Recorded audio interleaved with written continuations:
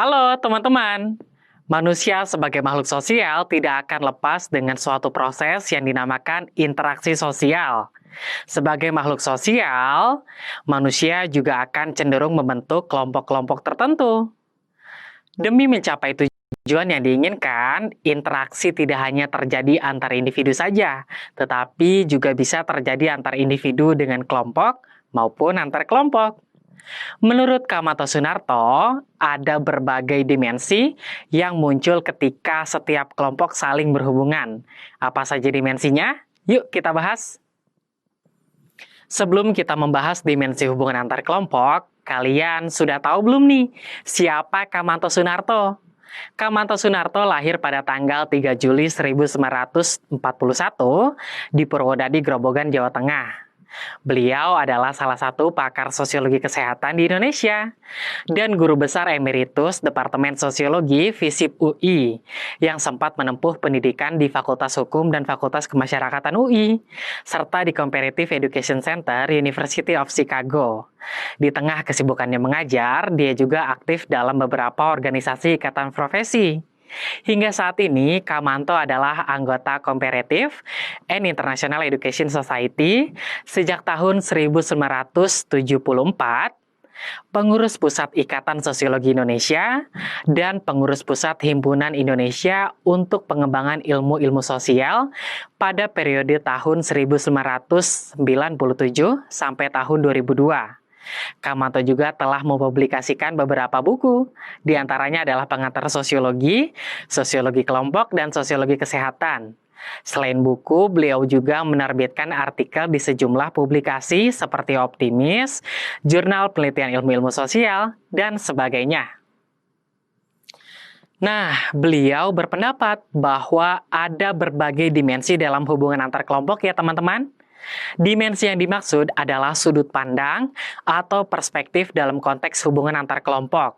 Dimensi tersebut diantaranya adalah dimensi sejarah, dimensi institusi, dimensi gerakan sosial, dimensi perilaku kolektif, dan dimensi sikap. Seperti biasa, Kauki akan membahasnya satu persatu dimensi agar kalian bisa memahaminya dengan jelas ya teman-teman. Pertama, yaitu dimensi sejarah. Dilihat dari dimensi sejarah, hubungan antar kelompok akan mengarahkan kepada tumbuh dan berkembangnya suatu hubungan antar kelompok. Maksudnya adalah dimensi sejarah digunakan untuk melihat perkembangan hubungan antar kelompok dari yang sederhana ke tahap yang kompleks. Kapan dan bagaimana terjadinya kontak pertama antara satu kelompok dengan kelompok lainnya, yang kemudian berkembang menjadi hubungan dominasi terhadap kelompok lainnya. Dalam dimensi sejarah, ternyata ras, jenis kelamin, dan usia pada beberapa peristiwa sejarah menjadi bagian dari stratifikasi di masyarakat tertentu nih teman-teman. Kalian masih ingat nggak nih apa itu stratifikasi? Oke, ini dia. Stratifikasi ras dapat terjadi jika munculnya etnosentrisme, persaingan, dan perbedaan kekuasaan dari dalam masyarakat. Kemudian, stratifikasi jenis kelamin dipengaruhi oleh masa praindustri nih, yaitu pembagian kerja antara laki-laki dan perempuan dari yang belum spesifik menjadi spesifik atau terperinci. Stratifikasi jenis kelamin juga dipengaruhi oleh ketidaksetaraan antara pekerjaan laki-laki dan perempuan yang akhirnya menjadi setara. Sedangkan stratifikasi usia berhubungan dengan kekuasaan, hak istimewa, dan prestis yang dimiliki individu sejak mulai beranjak dewasa hingga menjelang tua. Ketika usia seseorang bertambah, maka kekuasaan, hak istimewa, dan prestis yang dimilikinya semakin berkurang, sehingga mulai bergantung dengan orang yang masih lebih muda. Nah, teman-teman, contoh fenomena dari dimensi sejarah ini dapat kita temukan pada kontak antara kelompok kulit putih dan kelompok kulit hitam di Afrika Selatan pada masa politik apartheid. Kontak ini berkembang menjadi hubungan perbudakan. Hal ini dapat terjadi karena adanya supremasi pada kelompok kulit putih, adanya persaingan di bidang ekonomi, dan adanya kekuasaan yang lebih besar dari kelompok kulit putih. Oke, teman-teman, setelah ini kita akan membahas dimensi lainnya ya. Belajar sosio bareng Kak Oki, jadi makin tahu masyarakat. Dadah!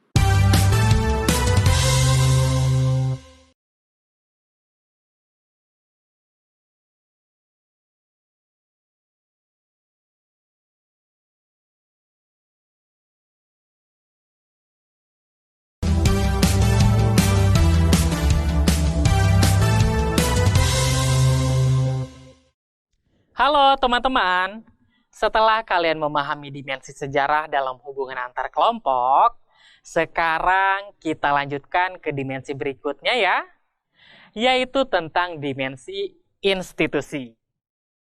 Institusi itu apa ya? Institusi adalah aturan-aturan yang diberlakukan oleh suatu kelompok, baik secara tertulis seperti undang-undang, maupun tidak, baik secara terhadap istiadat, kebiasaan, dan sanksi. Istilah lain dari institusi adalah lembaga atau pranata ya.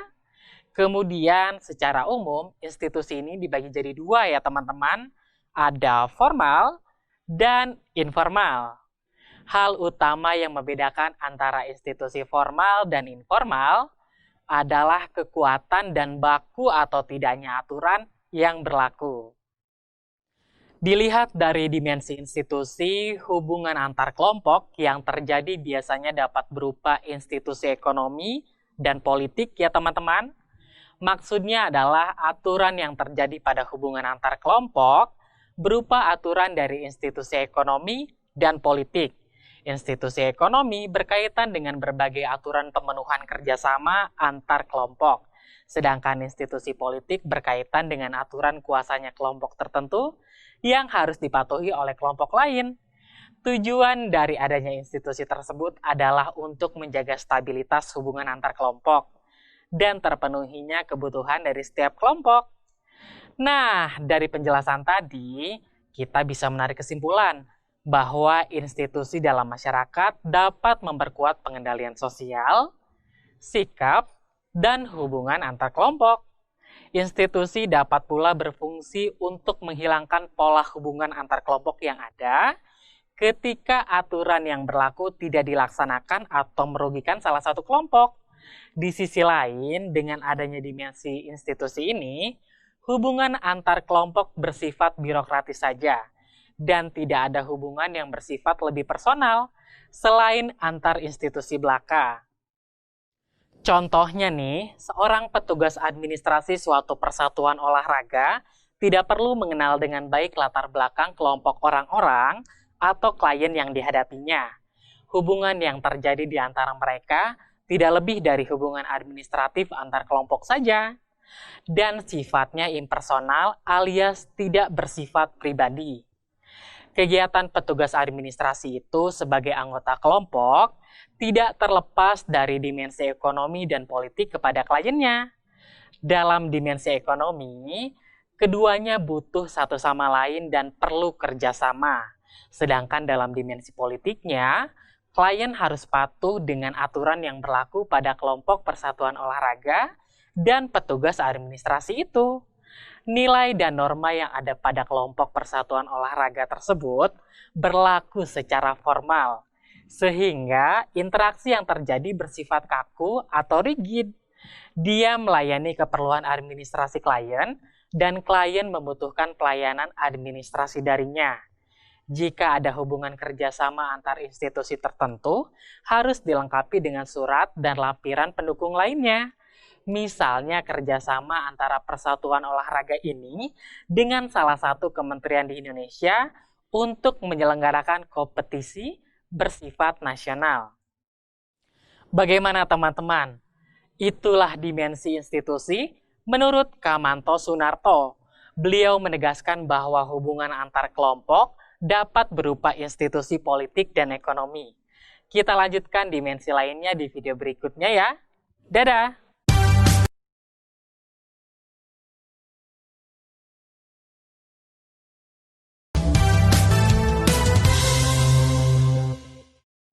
Halo teman-teman! Setelah kalian mengetahui dimensi sejarah dan dimensi institusi, di video ini kita akan membahas dimensi gerakan sosial ya. Yuk kita mulai. Sebelumnya, Kak Oki mau tanya dulu nih. Menurut kalian, gerakan sosial itu apa sih?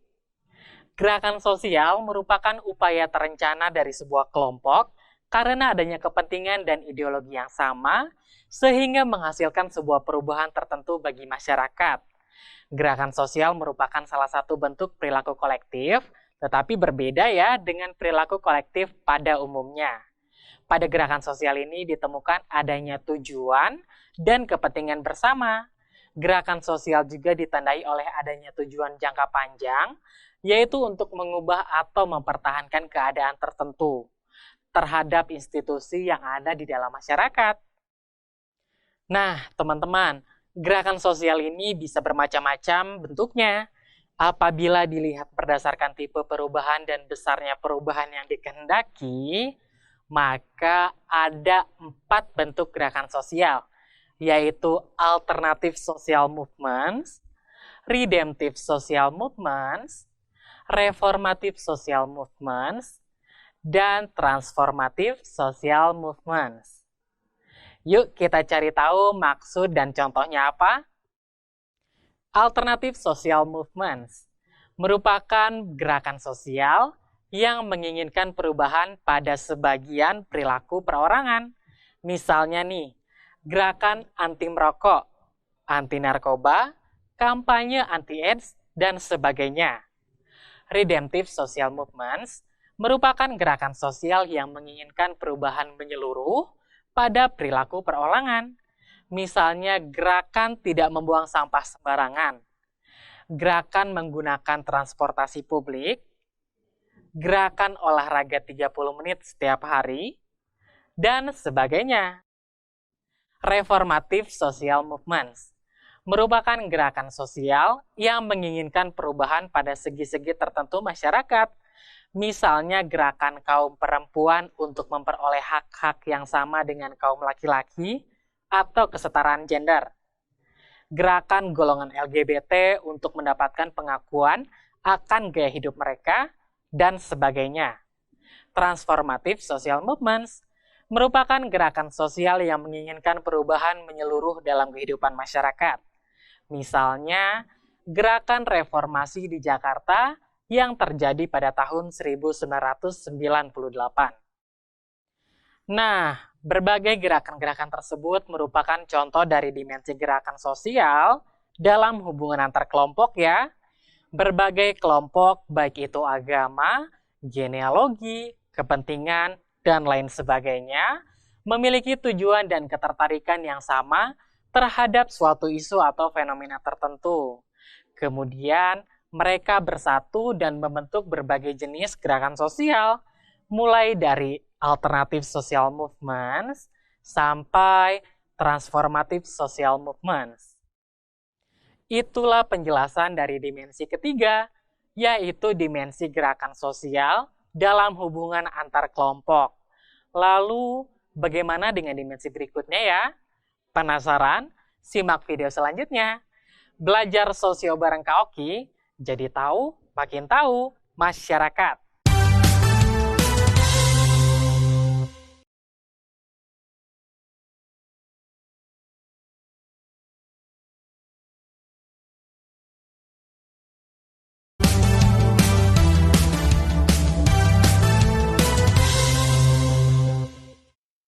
Halo teman-teman, di video sebelumnya kita telah membahas dimensi gerakan sosial dalam hubungan antar kelompok. Kalian masih ingat kan bentuk gerakan sosial yang telah dibahas itu berdasarkan apa? Jawabannya tipe perubahan dan besarnya perubahan yang dikehendaki ya teman-teman. Selain dimensi sejarah, institusi, dan gerakan sosial, sekarang kita akan membahas dimensi perilaku. Wah, kira-kira seperti apa ya? Yuk kita mulai. Teman-teman, tahun 2018 lalu, masyarakat global dihebohkan oleh adanya berita mengenai perlakuan diskriminasi yang dilakukan oleh China terhadap umat Muslim Uighur. Masyarakat Uighur tinggal di provinsi Xinjiang, Salah satu masyarakat Uighur yang merupakan mantan tahanan mengaku telah disiksa baik secara fisik maupun psikis di kamp-kamp penahanan. Selain itu, mereka pun diawasi secara terus-menerus oleh pihak terkait serta harus memberikan sampel biometrik dan DNA. Tidak sampai di situ nih teman-teman. Kelompok-kelompok HAM mengatakan orang-orang di kamp-kamp itu dipaksa belajar bahasa Mandarin dan diarahkan untuk mengecam, bahkan meninggalkan keyakinan iman mereka. Ada sekitar 1 juta warga Uighur dan kelompok Muslim lainnya ditahan di wilayah Xinjiang Barat. Tentunya, kejadian ini mendapat respon dari masyarakat internasional tentang perlakuan China terhadap Muslim Uighur dan mengeluarkan pernyataan kritisnya. China sendiri menyangkal kasus ini. China mengatakan bahwa orang-orang di Xinjiang itu mendapatkan pelatihan kejuruan. Di sana mereka menjalani apa yang disebut program reedukasi atau pendidikan ulang. Nah, ternyata nih fenomena itu bisa kita katakan sebagai contoh dari dimensi perilaku dalam hubungan antar kelompok ya. Lalu, apa sih dimensi perilaku itu? Dalam hubungan antar kelompok, dimensi perilaku dapat diartikan sebagai perilaku suatu kelompok terhadap kelompok lain yang berkaitan dengan perilaku diskriminatif, serta ditujukan pada anggota berbagai kelompok. Diskriminasi bisa kita artikan sebagai perlakuan yang berbeda terhadap orang-orang yang memiliki kategori tertentu ya teman-teman, seperti warna kulit dan ciri-ciri fisik biologis yang lain, yaitu ras, jenis kelamin, dan penyandang cacat tertentu, serta ciri-ciri non-fisik seperti agama, daerah, etnik, dan sebagainya. Nah, teman-teman, setelah kalian menyimak kasus dan pengertian diskriminasi serta definisi dimensi perilaku, sekarang kalian sudah bisa menyimpulkannya belum nih? Mengapa diskriminasi termasuk ke dalam dimensi hubungan antar kelompok? Menurut Kamanto Sunarto, khususnya dimensi perilaku. Berdasarkan kasus diskriminasi dan definisi yang kau sampaikan, kita bisa menyimpulkan bahwa diskriminasi merupakan salah satu bentuk perilaku yang ditujukan pada anggota berbagai kelompok ya teman-teman. Sehingga diskriminasi dapat dikatakan sebagai bentuk dari dimensi perilaku. Oke teman-teman, itulah penjelasan mengenai dimensi perilaku dalam hubungan antar kelompok. Tidak terasa, 4 dimensi hubungan antar kelompok sudah kalian pelajari. Kita akan pelajari 2 dimensi lainnya di video selanjutnya. Dadah!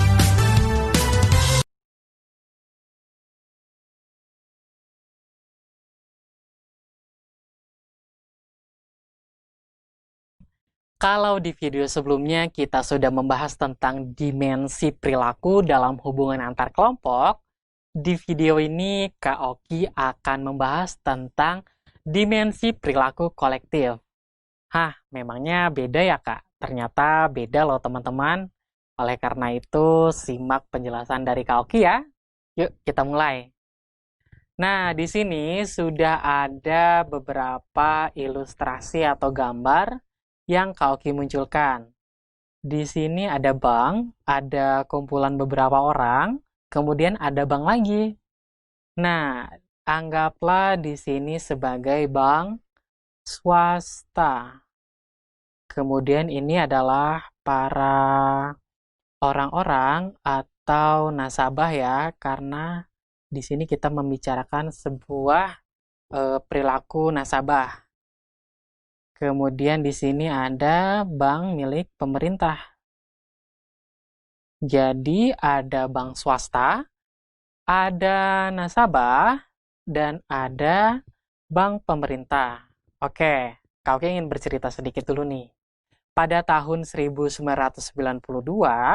ada sebuah fenomena sosial, yaitu perilaku para nasabah bank swasta di berbagai kota yang menarik dananya.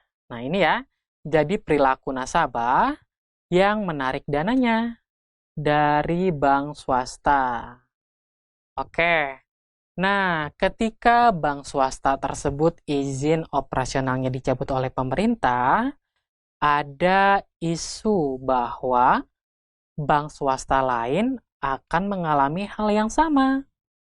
Kemudian mendorong para nasabah di berbagai kota tentunya untuk beramai-ramai mendatangi bank dan menarik dana yang ia simpan, baik dalam bentuk rekening tabungan, deposito berjangka, rekening koran. Nah, ini adalah produk-produk bank ya, untuk memindahkannya ke bank pemerintah. Jadi dari swasta ditarik ke nasabah oleh masing-masing nasabah, kemudian dipindahkan ke bank pemerintah agar merasa lebih aman. Nah, jika kita telah lebih dalam nih teman-teman, fenomena sosial itu merupakan contoh dari dimensi perilaku kolektif. Lalu perilaku kolektif itu apa ya? Nah, ini dia. Perilaku kolektif merupakan tindakan bersama oleh sejumlah orang yang besar atau banyak ya maksudnya ya, dan bukan tindakan individu semata. Nah, perilaku kolektif ini dipicu oleh rangsangan yang sama atau stimulus yang sama. Nah, rangsangan itu terdiri dari peristiwa, ide, dan benda. Sekarang kita coba analisis dari fenomena sosial yang sudah Kak Oki ceritakan di slide sebelumnya. Peristiwanya adalah apa? Peristiwanya dicabutnya izin operasional bank swasta oleh pemerintah. Itu peristiwanya.